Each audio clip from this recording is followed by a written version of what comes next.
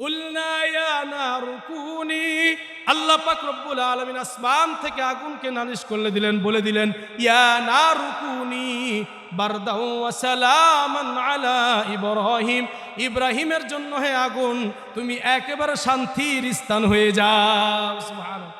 এত ঠান্ডাও হয়েও না, এত গরমও হয়েও না, এমনভাবে থাকো যেন সে শান্তিতে থাকতে পারে। ইব্রাহিমকে আগুন থেকে বের করার পরে ইব্রাহিমকে যখন জীবনের শেষ বয়সে জিজ্ঞাসা করা হয়েছিল আপনি জিন্দগির সবচেয়ে আরাম জায়গা কোনটা ছিল, সবচেয়ে ভালো জায়গা কোনটা ছিল, কোন দিনগুলো আপনি সবচেয়ে ভালো অবস্থায় কাটাইছেন, ইব্রাহিম ডাক দিয়ে বলেন আমার এত বছরের জিন্দগির মধ্যে যে 40 দিন আল্লাহ তাআলার জন্য আগুনে নিক্ষেপ ছিলাম, ওই 40 দিন সবচেয়ে শান্তির জায়গা ছিল। সুবহানাল্লাহ। এজন্য আল্লাহর জন্য কেউ যদি হয়ে যায় সমস্ত মাখলুকগুলো আল্লাহ তার জন্য বানায় দেন। বলেন সুবহানাল্লাহ, আরো জোরে বলেন সুবহানাল্লাহ। এজন্য দাওয়াত বন্ধ করা যাবে না। আমি খুতবার মধ্যে হাদিস পড়ছিলাম, বাল্লিগু আন্নি ওয়ালাউ আয়া, আমার পক্ষ থেকে যদি একটি বাণীও তোমার কাছে পৌঁছায় ওইটা অপরজনের কাছে পৌঁছায় দাও। অন্য হাদিসের মধ্যে নবী বলেন আলা কুল্লুকুম রাইন ওয়া কুল্লুকুম মাসউলুন আন রাইয়াতিহি, প্রত্যেকটা মানুষই রাখাল, প্রত্যেকটা মানুষই জিম্মাদার, আর কিয়ামতের ময়দানে প্রত্যেকটা মানুষকে তার জিম্মাদারি সম্পর্কে জিজ্ঞাসা করা হবে। আলা কুল্লুকুম রাইন ওয়া কুল্লুকুম মাসউলুন আন রাইয়াতিহি, তুমি এলাকার মধ্যে নেতা চেয়ারম্যান হইছো, এলাকা মানুষ সম্পর্কে তোমাকে জিজ্ঞাসিত করা হবে। তুমি মসজিদের ইমাম মুসল্লিদের সম্পর্কে তোমাকে জিজ্ঞাসিত করা হবে। মা ঘরের মধ্যে তুমি বাবা সন্তান সম্পর্কে জিজ্ঞাসা করা হবে। তুমি স্বামী স্ত্রী সম্পর্কে জিজ্ঞাসা করা হবে। যে যে তফসির আছে আলা কুল্লুকুম রাইন ওয়া কুল্লুকুম মাসউলুন আন রাইয়াতিহি, কিয়ামতের ময়দানে সমস্ত মানুষকে তার জিম্মাদারি সম্পর্কে জিজ্ঞাসা করা হবে। এজন্য নবী করিম সাল্লাল্লাহু আলাইহি ওয়াসাল্লাম বলেন অধীনস্থদের উপরে তুমি দিন চালাও। ইয়া আইয়ুহাল্লাযীনা আমানু, আল্লাহ কোরআনের মধ্যে বলেন উ আনফুসাকুম ওয়া আহলিকুম নার, নিজে শুধু আগুন থেকে বাঁচলেই হবে না, বরং পরিবার পরিজনদেরকেও আগুন থেকে বাঁচাতে হবে। কথা ঠিক না ঠিক?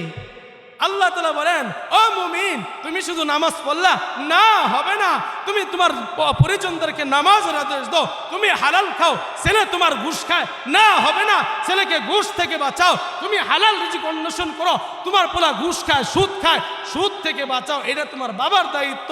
আর তোমার মেয়ে পর্দা করে না, পর্দার কথা বলো, এটা তুমি বাবার দায়িত্ব।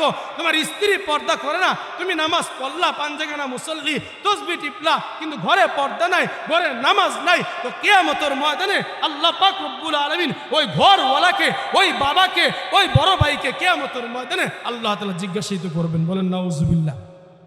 তখন সবাই ধরা খেয়ে যাবে। যদিও কথাগুলো খুব কড়া, কিন্তু আল্লাহ তাআলার দরবারে দাঁড়াইতে হবে। ওই সন্তান বাবার বিপক্ষে সাক্ষী দিবে, আমার বাবা প্রতিদিন ফজরের নামাজ যাইতো আর আমি কম্বল মোড়া দিয়ে ঘুমাইতাম, বাবা আমাকে ডাক দিত না। আর স্ত্রী স্বামীর বিরুদ্ধে বলবে আমার স্বামী মসজিদে যাইতো, ফজরের সময় আমি ঘুমাইতাম, স্ত্রী বলবে স্বামী আমাকে ডাক দিত না, সে তাহাজ্জুদও পড়তো, ফজরের নামাজও পড়বো। আল্লাহ আমাকে জাহান্নামে দেওয়ার আগে আমার স্বামীকে দাও, বাবাকে আমাকে জাহান্নামে দেওয়ার আগে আল্লাহ আমার বাবাকে জাহান্নামে দাও। বলেন নাউজুবিল্লাহ। নবীজি এটাই বুঝাইছেন আলা কুল্লুকুম রাইন ওয়া কুল্লুকুম মাসউলুন আন রাইয়াতিহি, প্রত্যেকটা মানুষই জিম্মাদার রাখাল। আলা কুল্লুকুম রাইন ওয়া কুল্লুকুম মাসউলুন আন রাইয়াতিহি, তার অধীনস্থদের সম্পর্কে জিজ্ঞাসিত করা হবে। এজন্য নিজে তসবিহ টিপে, নিজে সুবহানাল্লাহ আলহামদুলিল্লাহ পড়ে, পাঞ্জাগানা মুসল্লি হয়ে যদি নিজের সন্তানকে দাওয়াত না দেই, নিজের স্ত্রীকে পর্দাশীল যদি না বানায়, নিজের পরিবারের মধ্যে দিন কায়েম না করি, তাহলে পরিবার আপনার বিরুদ্ধে সাক্ষী দিবে। হাত যেমন মানুষের বিরুদ্ধে সাক্ষী দিবে, চোখ যেমন মানুষের বিরুদ্ধে সাক্ষী দিবে, পা যেমন মানুষের বিরুদ্ধে সাক্ষী দিবে, ঠিক তদ্রূপভাবে যার জন্য তুমি হারামভাবে উপার্জন করতেছো, ওই সন্তান, ওই নাতি, ওই মা, ওই বোন তোমার বিরুদ্ধে কিয়ামতের দিন সাক্ষী দিবে। বলেন নাউজুবিল্লাহ। এজন্য বলবেন হুজুর আমি তো বলি, হ্যাঁ বলতে থাকতে হবে, বলতে থাকতে হবে, দাওয়াত দিতে থাকতে হবে, বলার উপরে থাকতে হবে, প্রতিদিন ডাকতে হবে। যদি না ডাকেন তো আল্লাহ তাআলার সামনে আপনাকে দাঁড়াতে হবে। আর ডাকেন, বলতে থাকবেন, তো সেদিন কিয়ামতের দিন যদি এই কথা সে বলবে না, সে বলবে আমার বাবা আমাকে বলতো, স্ত্রী বলবে স্বামী আমাকে বলতো, মেয়ে বলবে বাবা আমাকে বলতো, তো ওই দিন আপনি জিম্মাদারি থেকে মুক্তি পাবেন। আর যদি না বলেন, নিজেরটা নিজে শুধু চলতেছেন, আমার কবরে তো আমিই যাব, আমার পরিবার সম্পর্কে জিজ্ঞাসা জিজ্ঞাসা করা হবে না কিয়ামতের ময়দানে। আল্লাহ পাক রব্বুল প্রত্যেকের অধীনস্থ সম্পর্কে জিজ্ঞাসা করবে। ইব্রাহিম যেমন তার বাবাকে দাওয়াত দিয়েছেন, নূহ যেমন তার সন্তানকে দাওয়াত দিয়েছেন, আসিয়া যেমন ফেরাউনকে দাওয়াত দিয়েছেন, মুহাম্মদ সাল্লাল্লাহু আলাইহি ওয়াসাল্লাম আবু জাহেলকেও দাওয়াত দিয়েছেন, উতবাকেও দাওয়াত দিয়েছেন, সাইবাকেও দাওয়াত দিয়েছেন, তার চাচাকেও দাওয়াত দিয়েছেন, সমস্ত মানুষকে দাওয়াত দিয়েছেন। হ্যাঁ, যারা আসবে তো আসবে ইসলামের মধ্যে, আহলান সাহলান জানিয়ে তাদেরকে নেওয়া হবে। কিন্তু যারা আসবে না তাদের জন্য দোয়া করা, আল্লাহ যেন প্রত্যেককে হেদায়েতের রাস্তায় নিয়ে আসেন, এই জন্য দোয়া করা। কি করতে হবে? দোয়া করতে হবে। আরেকটা বিষয়, যেহেতু দাওয়াত নিয়ে কথা বলতেছি, আরেকটা বিষয় হলো, যখন দাওয়াত দিতে যাব এমন কোনো মানুষকে বলবো না, এমন কোনো কথা বলবো না যে কথার মাধ্যমে সে মুসলমান থেকে খারেজ হয়ে যায়। আমার কথা বুঝেন নাই মনে হয়। আপনি একজনে গুনাহ করতেছে, মনে করেন মদ খায়া টাল হয়ে গেছে, কথা বুঝতেছেন? মদ খেলে মাতাল হয়ে যায় না? এবার মাতালের সময় আপনি যা বলতেছেন, বিয়া তুমি মদ খাইতেছ, তুমি এটা তো খাওয়া তো ঠিক না, তুমি কেন খাইতেছ? এখন কি আপনার কথা সে শুনবে? সে বলবে তোর ইসলাম নিয়ে তুই থাক। বলেন না নাউজুবিল্লাহ? তুই ইসলামের দোহা দেশ, তোর ইসলাম নিয়ে তুই থাক। সে কিন্তু মুসলমান, কিন্তু আপনার কারণে সে এটা বলতে বাধ্য হইল। তো আপনার কেন সে ইসলাম থেকে খারেজ হয়ে গেল? এবার আপনি এমন এক অবস্থায় গুনার মধ্যে যা দাওয়াত দিচ্ছেন, সে আপনার দাওয়াত নেবে না। এবার তোর নামাজ তুই নামাজ আবার কি? নাউজুবিল্লাহ বলেন না কেন? এবার সে নামাজ পড়ে না, তার গুনাহ হইতেছে। এবার নামাজ অস্বীকার করলে তার ঈমান থাকবে? কথা বলেন না, থাকবে? তাহলে এই অবস্থায় দাওয়াত দেওয়া যাবে না। গুনার কাছ থেকে ফারেক করতে হবে, আইনা বুঝায় সমঝায় তারপরে দাওয়াত দিতে হবে। এমত অবস্থার মধ্যে দাওয়াত দেওয়া নিষেধ। দাওয়াত দেওয়া কি? যে অবস্থার মধ্যে সে ইসলাম থেকে খারেজ হয়ে যাবে, অথবা ইসলামের বুনিয়াদী বিষয়গুলো নিয়ে সে টিটকারি করবে অথবা অমান্য করবে, তো আপনার কথার কারণে সে অমান্য করলো, সুতরাং গুনার বাক্যটা আপনিও পাবেন। বলেন নাউজুবিল্লাহ? এজন্য খুব সাবধান। এজন্য আল্লাহ পাক রব্বুল আলামিন কি বলছেন কুরআনুল কারীমের মধ্যে? তোমরা বলতে থাকো, ইজা তাকাররু বিল কব, বলতে থাকা আমাদের দায়িত্ব। এত ওয়াজ মাহফিল হইতেছে, আমি একজনকে বললাম, ভাই ওয়াজ মাহফিল হওয়ার কারণে কি ক্ষতি হয়েছে না লাভ হয়েছে? কথা বলেন না, ক্ষতি হয়েছে না লাভ হয়েছে? লাভ হয়েছে। অনেকে কয় কি লাভ এত ওয়াজ মাহফিল কইরা? অথচ আমি বলি, যদি ওয়াজ মাহফিল আর জুমার বয়ান যদি না থাকতো, এই মানুষগুলো আর মানুষ থাকতো না। এক একটা মানুষ হাইওয়ান আর জানোয়ারের চরিত্র রূপান্তরিত হয়ে যেত। আপনি দেখেন, শুক্রবারে যাওয়ার পরে যখন মেম্বারে ইমাম বয়ান করে, খতিব বয়ান করে, মানুষগুলো যখন শুনে তাদের অন্তর পরিবর্তন হয় কি হয় না? কথা বলেন, হয় কি হয় না? আর আপনি 1 মাস 2 মাস জুমার বয়ান আপনি বন্ধ করে দেন, দেখবেন ওই 2 মাসের আগের চিত্র আর 2 মাস পরের চিত্র অটোমেটিক পরিবর্তন হয়ে যাবে। কারণ নবীজি বলেন, ইন্নাল বায়ান লা সিহরুন, আরে বয়ান তো এমন এক জিনিস যেটা জাদুর মতো কাজ করে। মাহফিলে যখন মানুষ আসে, কিছু দেওয়ার নিয়তে আসে না, তো আলেমদের কথা যখন শুনে, মাদ্রাসার কথা যখন শুনে, মসজিদের কথা যখন শুনে, তখন পকেটে যা আছে সব দেওয়া যায় কি যায় না? কথা বলেন, যায় কি যায় না?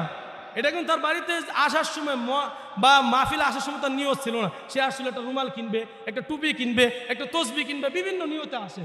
কিন্তু যখন বয়ান শুনে, আলোচনা শুনে তার হৃদয়ের গহীনে চলে যায়, তখন সে বুঝতে পারে আমি এটাকে এখানে দিলে কাজ হবে। তো তার পকেট থেকে টাকা ঠিকই আলেম বের করে নিয়ে যায়। ওই কেন? ইন্নাল বায়ান লা সিহরুন, বয়ান এমন এক জিনিস, বয়ান যখন মানুষ শুনবে তো দিল তার পরিবর্তন হবে। তো আপনি তো শুনেনই না, এজন্য আপনার কাছে মনে হয় এটা খামখেয়ালি। কথা ঠিক না বেটি?